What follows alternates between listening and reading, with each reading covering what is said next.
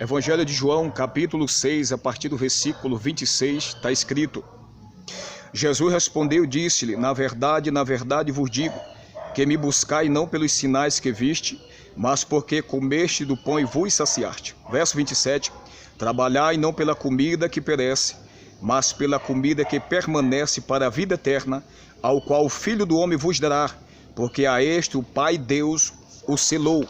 Versículo 60 do mesmo capítulo. Muitos, pois, dos seus discípulos, ouvindo isso, disseram: duro é este discurso, quem pode ouvir? Verso 66. Desde então, muitos dos seus discípulos tornaram para trás e já não andavam com ele. Então disse Jesus aos 12: querei vós também retirar-vos? Verso 68. Respondeu-lhe, pois, Simão Pedro: Senhor, para quem iremos nós? Tu tens a palavra da vida eterna. Amados e queridos, nos nossos dias nós temos esses dois grupos de pessoas. Aqui nós vemos um milagre que Jesus operou em João capítulo 6, da multiplicação dos pães, 5 pães e 2 peixes. O Senhor, a realizar este milagre, o Senhor saciou a fome de muitas pessoas, diz a palavra do Senhor, 5.000 homens, isso sem contar mulheres e filhos. Cerca de 15.000 pessoas. O Senhor alimentou com 5 pães e 2 peixes. O milagre da multiplicação. E nós vemos que no dia seguinte, aquela mesma multidão, que comeu até saciar, foi atrás de Jesus novamente, simplesmente para se alimentar novamente, simplesmente para comer e ficar farto, simplesmente por isso. Mas nós vemos que ao dia seguinte, o mesmo povo que tinha sido beneficiado pelo milagre do Senhor, vai atrás dele novamente, e o Senhor, conhecendo seus corações, que ele estava ali simplesmente para ser participante de mais um milagre, e comer e ficar bem no quesito as coisas físicas. Preste bem atenção. Nos nossos dias as igrejas elas estão cheias, muitas igrejas cheias, muitas igrejas lotadas, mas o propósito da maioria dessas pessoas que estão na igreja não é a palavra, que é a palavra de vida eterna, mas sim simplesmente os bens terrenos. O povo foi alimentado com pão, que alimenta o corpo físico. Assim tem muitos e milhares neste momento buscando a Deus simplesmente para saciar sua fome terrena, em busca de um carro, em busca de uma melhor vida financeira, em busca de um casamento, em busca de uma família. Não que isso seja errado, isso devemos fazer e buscar, pois isso provém de Deus. Porém, não podemos inverter os valores, não podemos colocar primeiro as coisas materiais que passam, que são os tesouros na terra, são tesouros que vão passar, são tesouros que a traça come, a ferrugem come, são tesouros que vai ficar para trás, porque é físico, é matéria, vai ficar.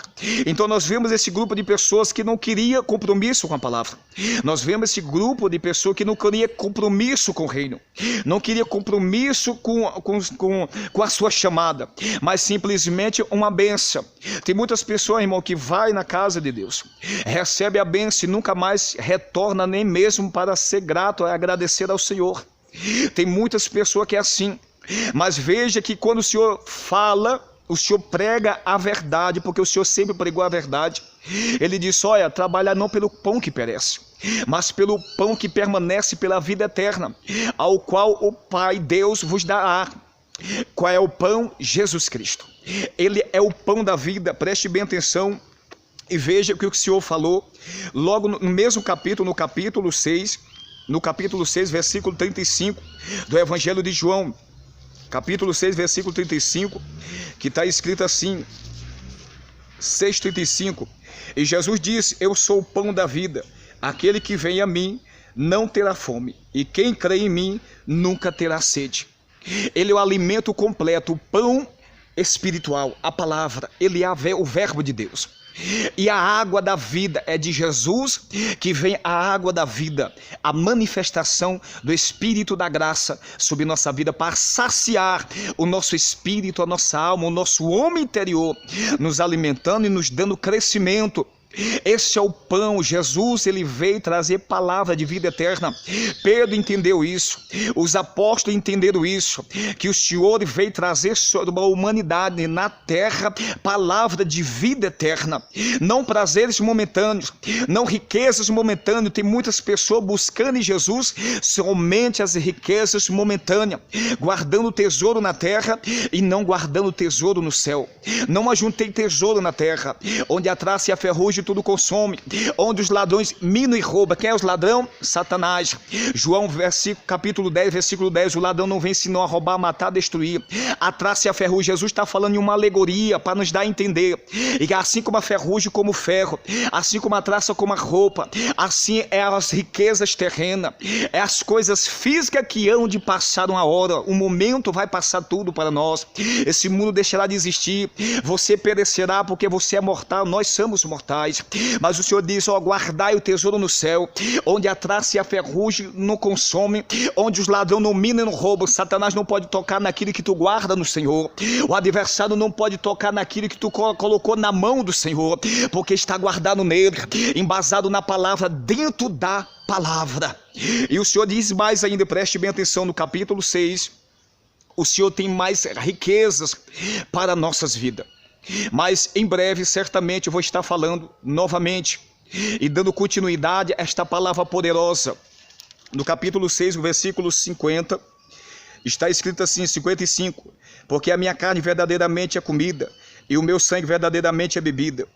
Quem come a minha carne e bebe o meu sangue, permanece em mim e eu nele. Assim como o Pai que vive me enviou e eu vivo pelo Pai, assim que de mim se alimenta, também viverá por mim. Jesus está falando do sacrifício na cruz do Calvário.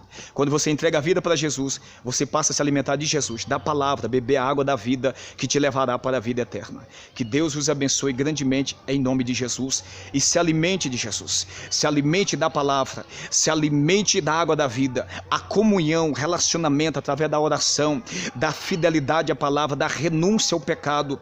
Jesus, ele é o pão da vida. Jesus, ele é a água da vida. E nós precisamos se alimentar dele, comer da sua carne e beber do seu sangue. Isso significa se alimentar da palavra, aceitar o sacrifício dele sobre nossa vida e a partir de então se alimentar da palavra e beber a água da vida, que é a presença do Espírito Santo de Deus sobre nossa vida, que precisamos ser direcionados por ele, para que nós possamos a cada dia ser transformados em imagem e semelhança do Senhor. Que Deus vos abençoe grandemente em nome de Jesus.